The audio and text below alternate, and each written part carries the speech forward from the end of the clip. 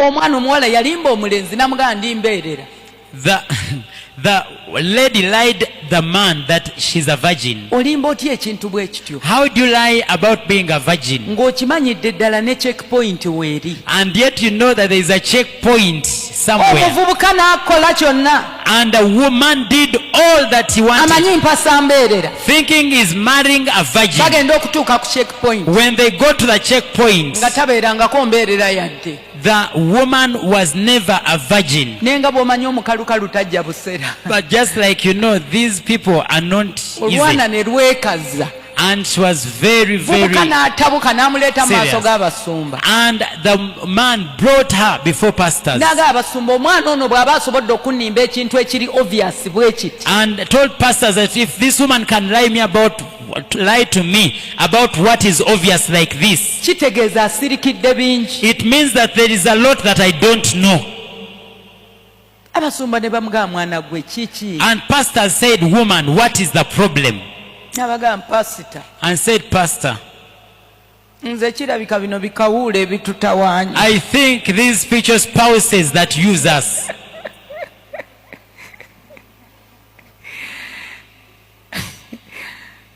Kwonera kwakuliraanye. Please tap your neighbor. Mugayerekerawo okulimba. Please stop lying. Tubeeko we tuyita. We should go through somewhere. Yamatiza omulenzi namugamba nze bulaba kawuula ye yatte. She convinced the man that for me it was a spiritual spouse. Kuba oyo ye yantawaanya nnyo. Because that one overly disturbed me. Beera wa mazima. Please be truthful. Abamu tulina bujja. Some of us are jealousy. Omuntu ow'obujja tayagala kulaba mulala ng'ayitawo. Someone who is jealous does not want to see another person progressing. Bwe mubeerawo mu kasenge nga mwenna muli basingo. When you are busy there and both of you are single, Embeera mbi mwenna. and the situation is bad for Muba both of you. mwagalana.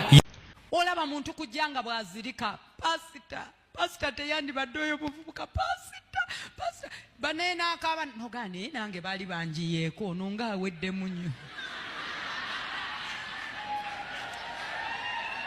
Ogenda okwetegereza nga apo baagirumaaluma dda.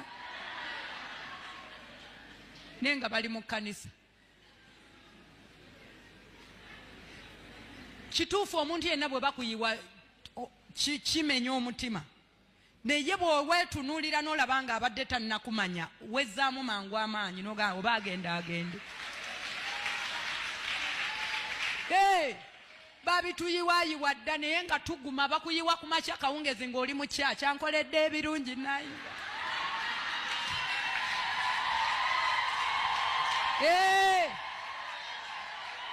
Yesu ye mwami wange, Yesu ye. Ne wezzaamu amaanyi ettendo ne likubagula. Bugenda okukya nga you are back to normal.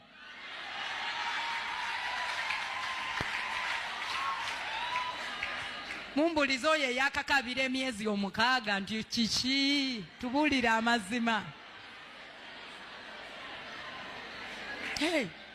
Gwe weefudde so cheap, ekisa kingi. Bannange buli akuyimiriza n'oyimirira. Muba mwakatambula wiiki emu n'atandika okunnyonnyola. Banenza ate oba bwe nkulaba obulamu butawaana. Ye lwaki tojja kunkyalirako? Oyagala nfe. Ogenda okulaba ng'agenda kufa n'okwatibwa ekisa.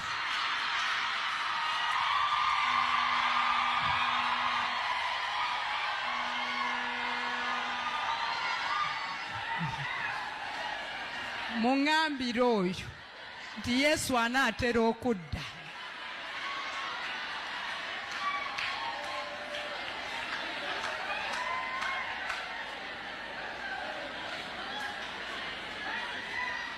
Bannange tegeera ebbeeyi yo. Okimanyi nti ogula musaayi gwa Yesu?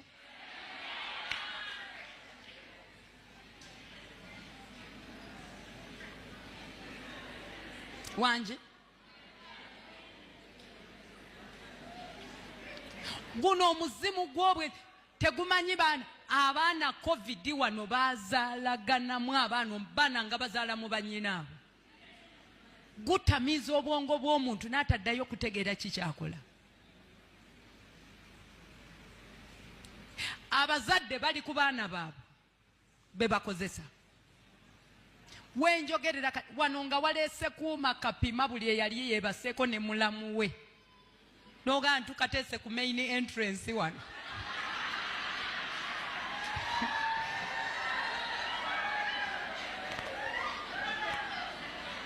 balamu abalamu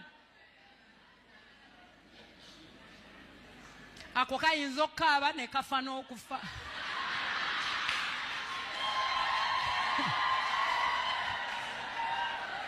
Era mpozi tugula busatu nga bupya ne tubuteeka. Balamu muka muganda wo kwana bukwane wazira nsonga. Abantu bafunye ebiwundu, abafumbo balina ebiwundu, abatanafumbirwa balina ebiwundu, abaana balina ebiwundu, buli muntu yenna. Kyevola bankyawo omuzimu gw'obwenzi n'obulamu bwange bwonna. Kubanga gututeeseeko ebulumi, tegulina gwe gutya. Abasajja bali mu maka naye nga batawaana, obwana buli eyo nga buna. Buli simu ejja netiwaaka mu ddiiro n'ebula, omulaba kusituka paka mu korido. Wangi haji wangi, naye nga maama wa mwana yakoze eki. Mulokola ali mu kanisa nenga obwana buna buli eyo.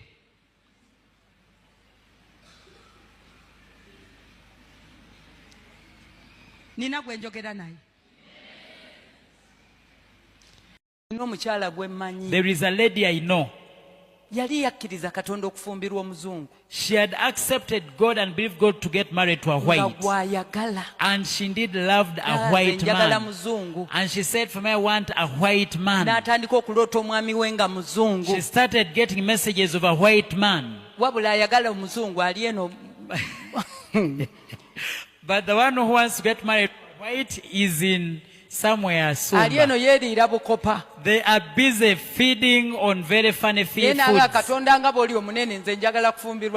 say that God, as big as you are, I must get married to a white man. And she was very learned. And time came. And God started working. The way God works marvels. He does things unexpectedly. He first took away her job. And she got in a situation of joblessness. And started seeking God. As she dreams a white man. One day, God told her, there is a lady who was looking out for house help. Of course, when someone is at church and they are busy day and night, you can't even know their land. They are busy arranging seats. They are cleaning tiles. They are busy, going about church work. And she noticed a very active girl at church. And said, how about if I took this child as a house help in my house? The lady had an embassy where she worked. And asked her to come to her house. The lady was learned, but she was being taken to be a house help or a maid. When she explained to her the circumstances, and she says, me, I go and be a house help. That didn't make sense to her. But that night she got a message. She was in that woman's house, going about the same. Being a house help and going about house chores and the rest. And she obeyed. And she said, let me go and do this. She went and started going about house help duties. Of course, the The salary was very, very appealing. accommodation. No accommodation. mmere, no food or feeding, kyemisana ekyeggulo weekiri, breakfast, lunch, tekuli dinner, transport. no transport. Omulimu nga bwazifuna zonna nga zigenda bugenzi ku account. And all the entire cash would actually be saved on her account. N'akola. She went about her duties. Aba akyakola omulimu ogwo. As she went about being a house help, omukyalo ono wa embassy ne wabaawo abagenyi abajja. She got visitors that came to her house Bava bweru. From abroad. Bazze ku embassy. They had come to the embassy. N'akwatako abantu nga bataano n'abatwala ewuwe mu nnyumba ye basule. And got like 5 people to stay in her house with Guess her. what? Nga bazungu. They were all white men. Wanje? Bazze ku projects zaabwe endala nnyo. They had come to do other business. Ono omwana omuwala n'alyoka afumba ettooke. And this woman went about cooking the right matoke. Abazungu bagenda okuliya ettooke. When these white men, ate the matoke. Omuzungu n'abuuza ani afumba ettooke lino. And one of the white men asked, who cooks this Alaba matoke? omuwala yeetala bwadde eno bwadde eri ate oluzungu alumanya amugamba it's me. The girl is all over the place and she's well learned. She knows English and said, it is me who prepares How do you it. make this sweet food? How do you make this, scrumptious meal? Emboozi n'etandikirawo. That is where they started. Abazungu bagenda okulinnya okuddayo. By the time they were ready to go back home, nga bamaze programu yonna ey'okukyala ey'okwanjula ey'embaga. they had dealt with all the other plan of getting married. Oluvannyuma lw'emyezi 3. After 3 months, omuzungu n'akomawo. the man came back. Ne bakyala ne banjula embaga n'eggwa ne balinnya. They visited, introduced, wedded, and went back home. Na kati omwana ali eyo gy'anyigira ettooke. Up to now, the lady is in Europe cooking matoke. Naye ng'omukisa gw'okufumbirwa omuzungu guli mu luggi lwa kubeera house girl. But the blessing of getting married to a white man was in the door of being a house help. Kankubuulire gwe gondera Katonda. Let me tell you this, obey God. Bameka ng'ontegeera. How many of you understand what I'm saying? Ebintu ebimu tebijja straight. Some things don't come easily. Omwana nakati ali mu maka g'afumba. As I speak now, she's in her marital home in Europe. Yatuuka mu kirooto kye. She got into her destiny. Yakkiriza. She believed N'agondera Katonda. and obeyed God. Amiina. Amen.